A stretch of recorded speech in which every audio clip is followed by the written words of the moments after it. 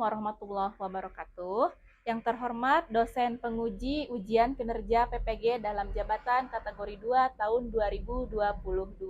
Perkenalkan, nama saya Ari Karisma Sundari. Saya bertugas di SMA Negeri 1 Bantarujeg.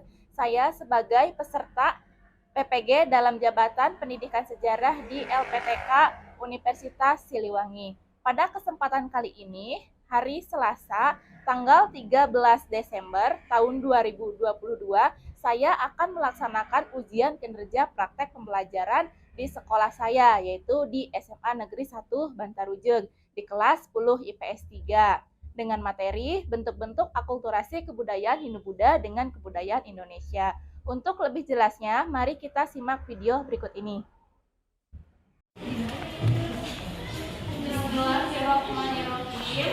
Assalamualaikum warahmatullahi wabarakatuh. Waalaikumsalam warahmatullahi wabarakatuh. Untuk memulai pembelajaran hari ini, alangkah baiknya kita lakukan berdoa terlebih dahulu. Silahkan Adenika pimpin doa terlebih dahulu. Duduk siap. Sebelum belajar, alangkah baiknya berdoa dalam hati masing-masing. Berdoa disiapkan. Berdoa disebutkan.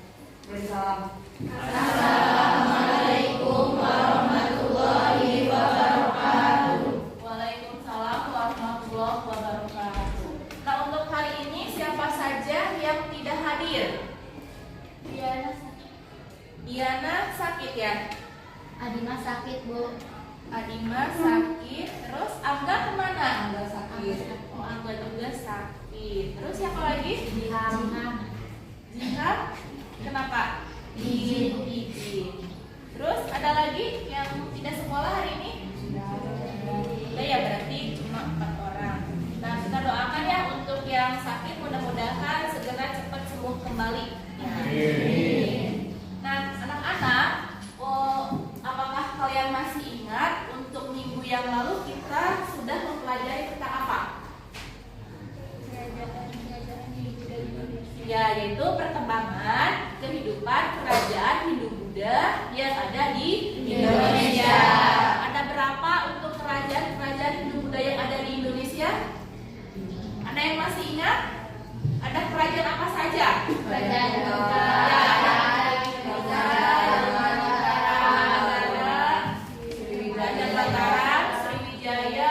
Majapahit, Kediri, Singasari, dan masih banyak lagi kerajaan-kerajaan yang lainnya, ya, atau kerajaan-kerajaan yang bercorak Hindu-Buddha yang lainnya, bahkan ya di di daerah kita juga. Yang kalian tahu Talaga?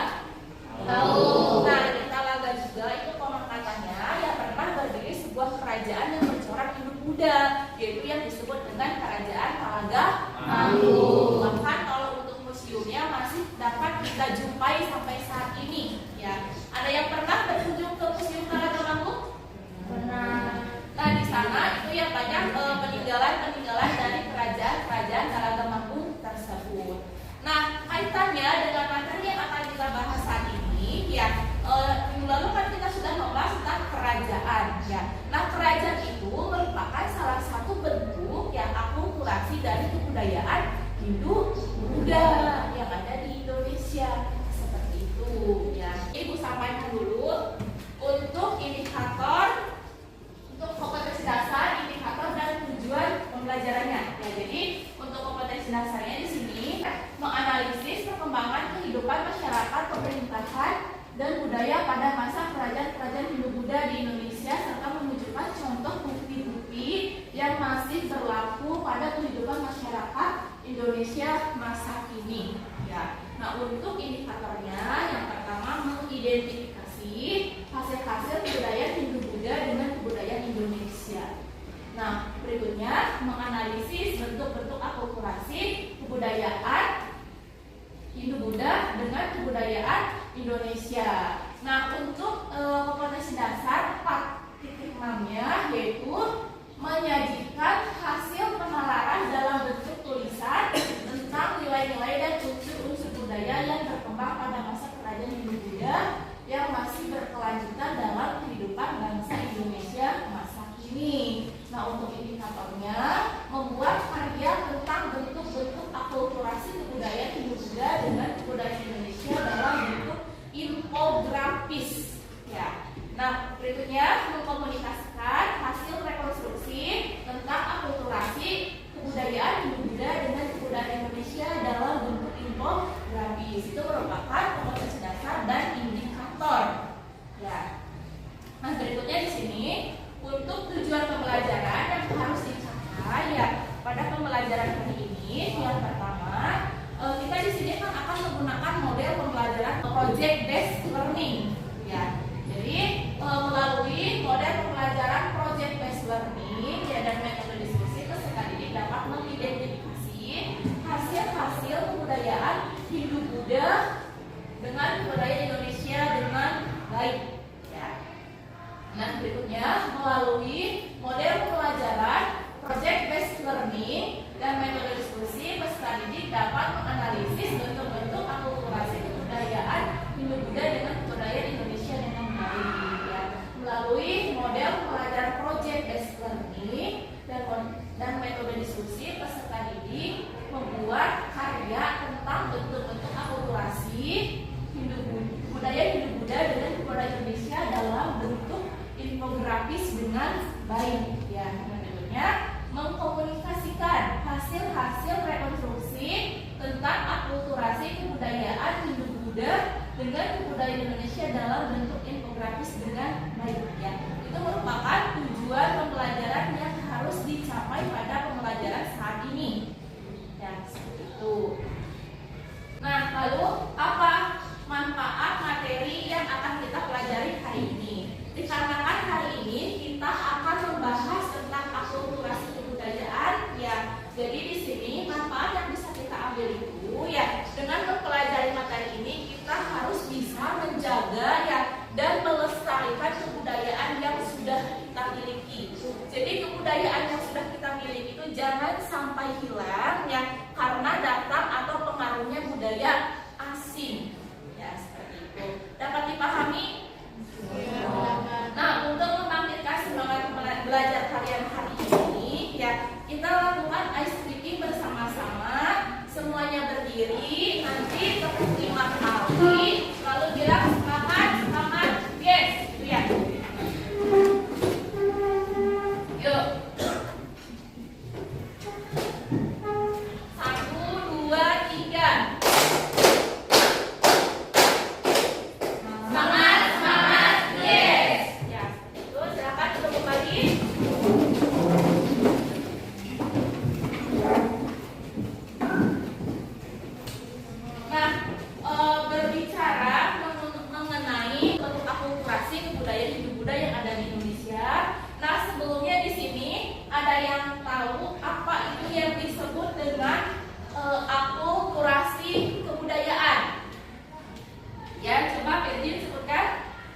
Perpaduan antara dua kebudayaan atau lebih tanpa meninggalkan kebudayaan asli. Betul ya apa yang dikatakan oleh Virgin bahwa akulturasi kebudayaan itu merupakan percampuran dua kebudayaan yang atau lebih yang saling bertemu dan saling mempengaruhi di dalam perkembangannya. Kebudayaan asing tersebut kemudian diterima dan diolah menjadi kebudayaan yang baru, tetapi di sini tidak menghilangkan karakteristik atau unsur-unsur dari budayanya masing-masing. Ya, itulah yang disebut dengan akulturasi kebudayaan. Seperti itu.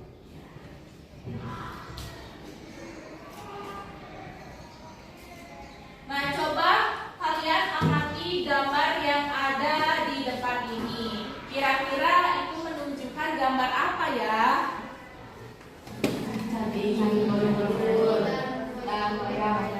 Ya, yang pertama yaitu ada Candi Borobudur ya. Yang kedua yaitu ada gambar wayang. Nah, Candi Borobudur dan wayang ini merupakan bentuk akulturasi atau wujud dari akulturasi budaya Hindu-Buddha di Indonesia yang sampai saat ini masih sering kita jumpai. Ya, di sini ada yang pernah ke Candi Borobudur? Pernah.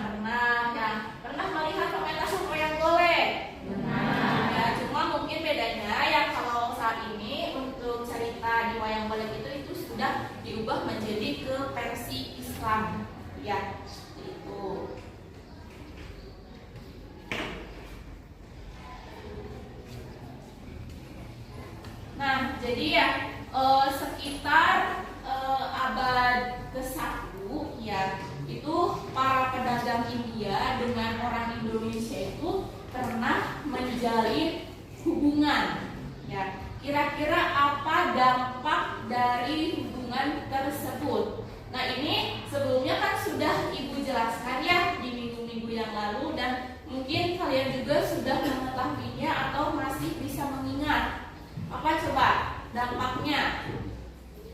Kira-kira apa? Terjadinya akulturasi kebudayaan.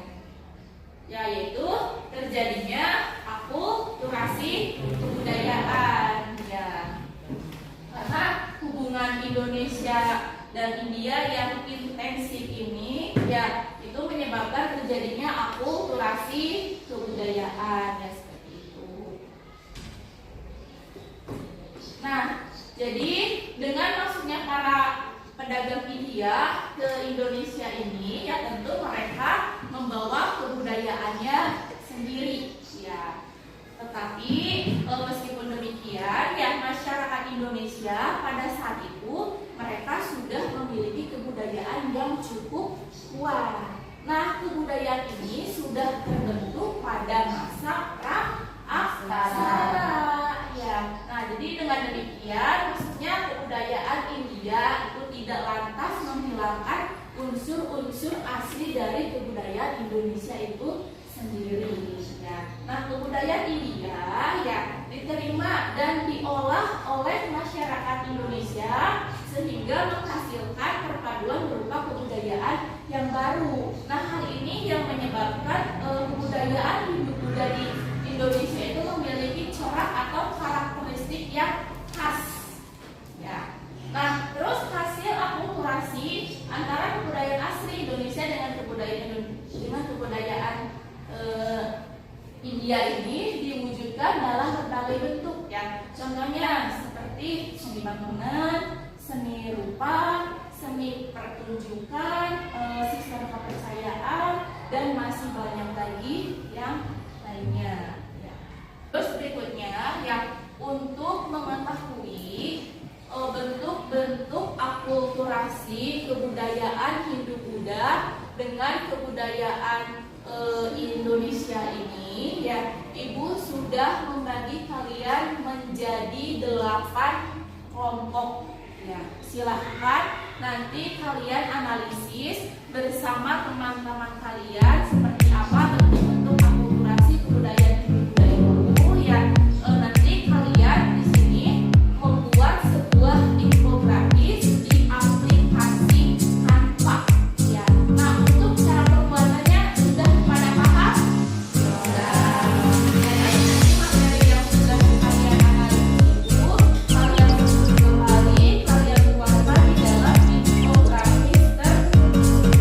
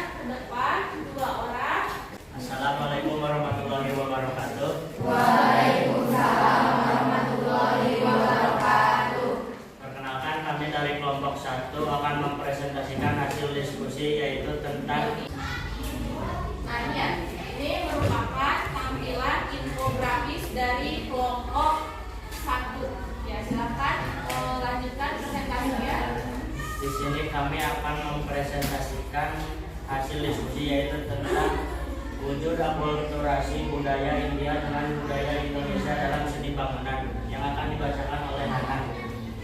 Seni bangunan bentuk candi berupa kemudian berundak-undak dengan hiasan patung dan stupa. Pada dasarnya, candi yang ditemukan di Indonesia merupakan perwujudan akulturasi budaya India dengan budaya Indonesia. Hal tersebut terlihat pada dasar-dasar bangunan candi, yaitu bangunan kemudian berundak-undak. Perbedaan bangunan India dan bangunan Indonesia. Maksudnya, budaya dari India dalam seni bangun tidak diterima begitu saja oleh bangsa Indonesia, disebabkan sebelum masuknya budaya dari India tersebut dalam bidang seni bangunan, Indonesia sudah menguasai teknik seni bangunan yang cukup tinggi, terutama pada zaman Hindu. Hal itu dapat dilihat dari adanya perbedaan bentuk seni bangun candi Indonesia dengan candi India. Perbedaan tersebut meliputi bentuk candi di India dan negara-negara lain pada umumnya hanya berupa stupa saja, sedangkan pada candi di Indonesia terdapat tangga-tangga untuk sampai ke puncak candi yang merupakan unsur budaya Indonesia, berupa punden berundak dari masa Neolitikum. Jadi bentuk candi di Indonesia merupakan perpaduan antara stupa dan dari India dengan punden berundak dari Indonesia di masa Neolitikum. Fungsi candi di India adalah sebagai tempat ibadah, sedangkan Indonesia selain tempat ibadah juga sebagai tempat menurunkan agung raja yang adalah masa kedua raja. Baik, sebelum kami menutup presentasinya, apakah ada yang mau ditanyakan? Mari dulu kan. Silakan. Saya Rini Sari dari perwakilan kaum tua yang bertanya, mengapa masuknya budaya dari India dalam seni bangun tidak diterima begitu saja oleh bangsa Indonesia? Terima kasih. Ya, Apakah ada lagi? mungkin yang lainnya ada yang mau bertanya lagi?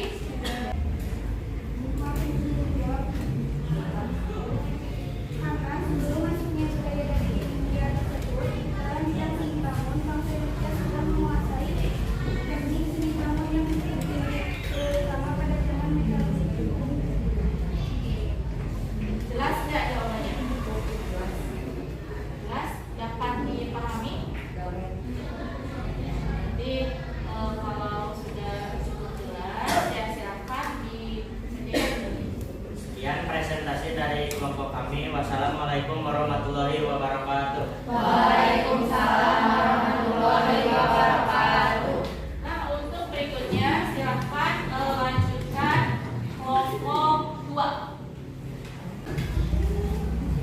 Assalamualaikum warahmatullahi wabarakatuh.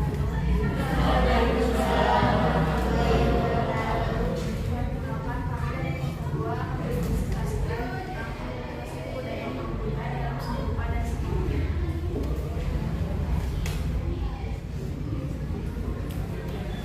Jadi, saya di sini akan membahas tentang seni rupa dan seni ukir.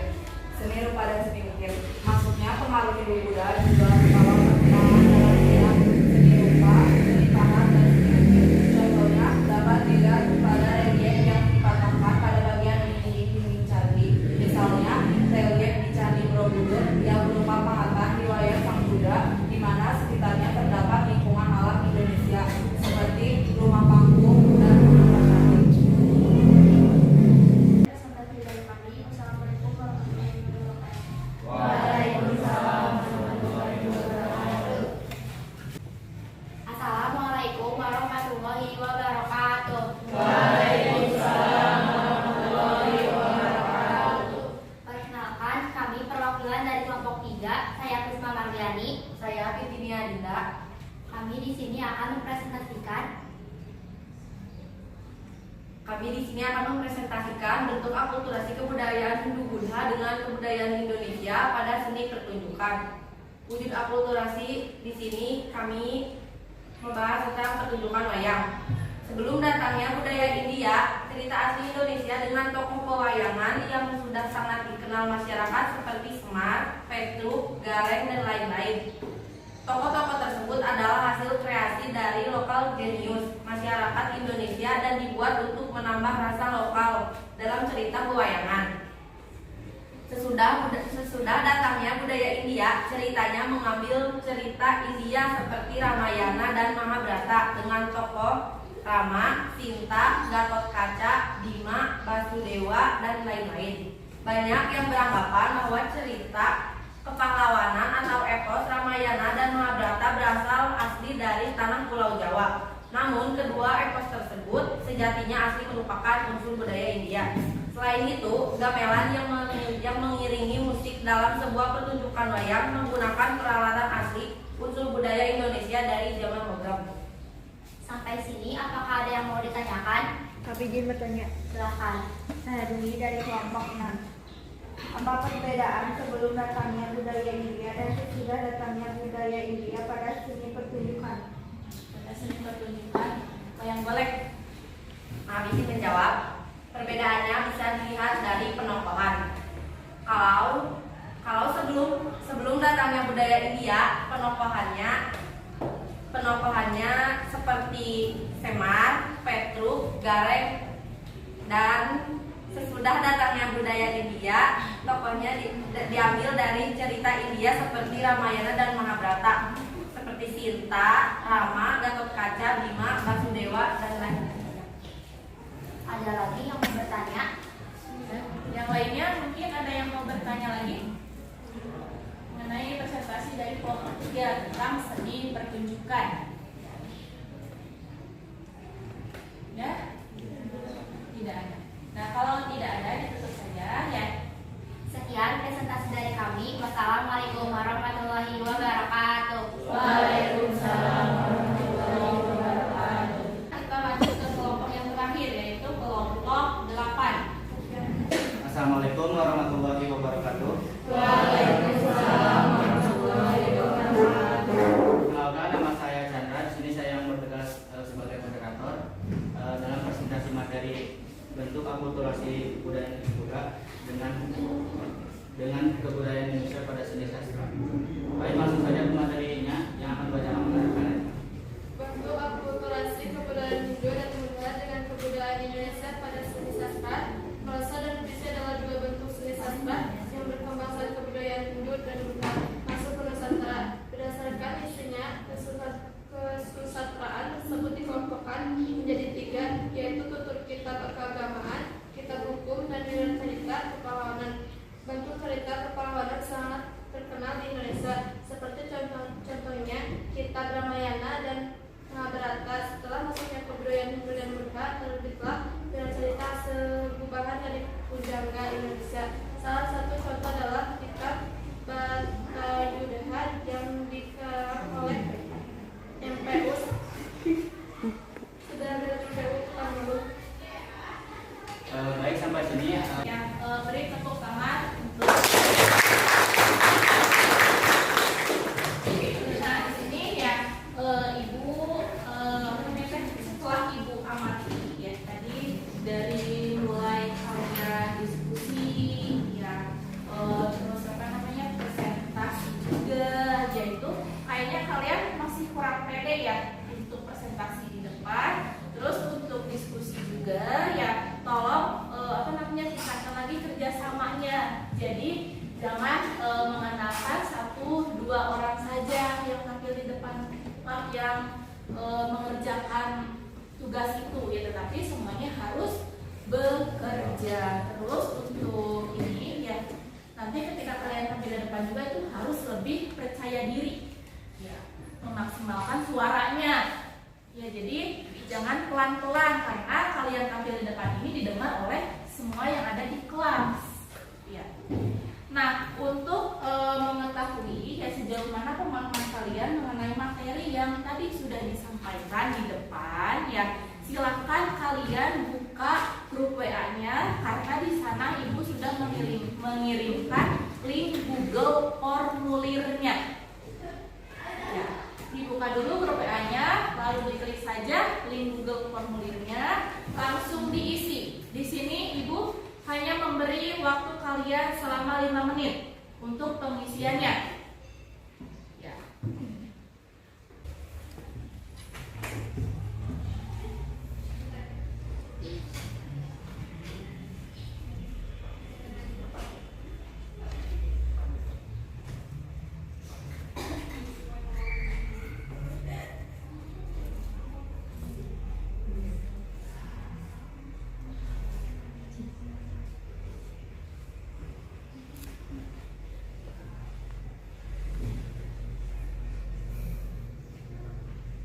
Udah selesai belum? Udah. Nah, kalau sudah selesai di sini, Ibu akan memberikan penghargaan ya atau reward, karena di sini tadi setelah Ibu amati juga ternyata memang ada satu kelompok yang kompak gitu ya di dalam pengerjaannya, presentasinya juga itu bagus ya, jelas caranya. Nah, isi materinya juga tepat gitu ya. Nah, penghargaan tersebut Ibu berikan ke kelompok 3. Ya, tepuk tangan buat kelompok 3. Silakan diambil Prisma.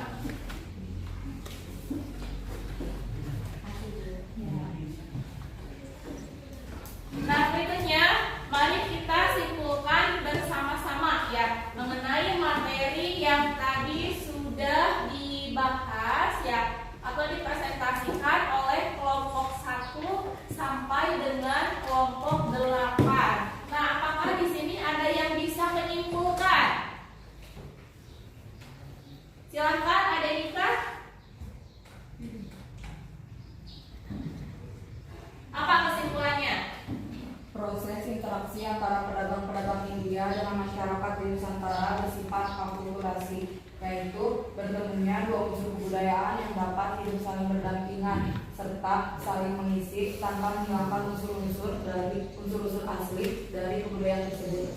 Ya, jadi proses interaksi yang terjadi antara orang India dengan orang Indonesia itu menghasilkan sebuah akulturasi kebudayaan yang dimana untuk akulturasi kebudayaan itu tadi sudah disampaikan oleh Adinka bahwa merupakan percampuran dua kebudayaan yang di dalam perkembangannya itu nanti menghasilkan kebudayaan yang baru, tetapi di sini tidak menghilangkan karakteristik atau unsur-unsur asli dari budayanya masing-masing. Nah, seperti itu. Nah, berikutnya ada yang bisa menyimpulkan lagi untuk kesimpulan yang kedua? Ya, silakan Krisma berdiri. Terjadinya akulturasi antara kebudayaan Indonesia dengan kebudayaan India adalah karena kebudayaan Hindu-Buddha yang masuk ke Indonesia tidak diterima begitu saja oleh bangsa Indonesia. Disebabkan sebelum masuknya budaya dari India, bangsa Indonesia sudah memiliki kepandaian lokal genius. Ya, jadi ya kebudayaan baru yang pada saat itu datang ke Indonesia ya atau kebudayaan yang dibawa oleh orang India ke Indonesia itu tidak diterima begitu saja ya, karena pada saat itu masyarakat Indonesia sudah memiliki kebudayaan yang cukup kuat ya dan memiliki kepandaian lokal jenius ya. Jadi kebudayaan tersebut mereka sesuaikan lagi dengan kepandaian yang mereka miliki dan karakteristik yang mereka miliki ya. Jadi tidak diterima begitu saja tetapi disesuaikan lagi gitu ya, seperti itu. Paham? Nah, satu lagi coba siapa yang bisa menyimpulkan? Ya, baik, Virgin. Akulturasi antara kebudayaan Hindu-Buddha dengan kebudayaan asli Indonesia terjadi di berbagai bidang, diantaranya seni bangunan, seni pertunjukan, sistem kepercayaan, sistem pemerintahan, dan ya itu merupakan wujud-wujud dari akulturasi kebudayaan Hindu-Buddha dengan kebudayaan Indonesia yang tadi dapat diwujudkan ya dalam bentuk seni bangunan, seni pertunjukan, seni sastra, sistem kepercayaan, sistem pemerintahan dan lain sebagainya ya tadi yang sudah dipresentasikan oleh kelompok 1 sampai dengan kelompok 8. Nah, bagaimana perasaan kalian mengenai pembelajaran hari ini ya khususnya di dalam media infografis ini, pembuatan infografis ini? Perasaannya?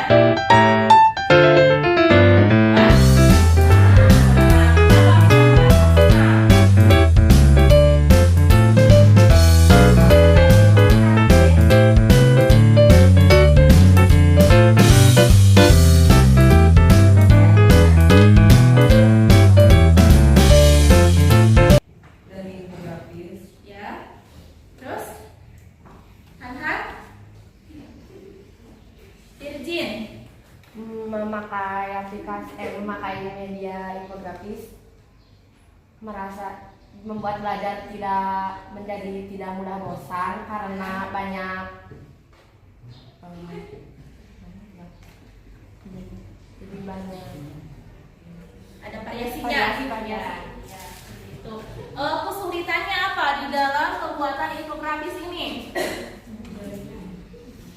Ya, jaringan mungkin ya, karena kebetulan di kelas ini jaringannya itu memang tidak stabil gitu ya. Materi berikutnya ya, karena ini merupakan materi terakhir ya di pembelajaran kelas 10 semester 1. Jadi tidak ada lagi materi yang akan kita pelajari ya di minggu-minggu berikutnya.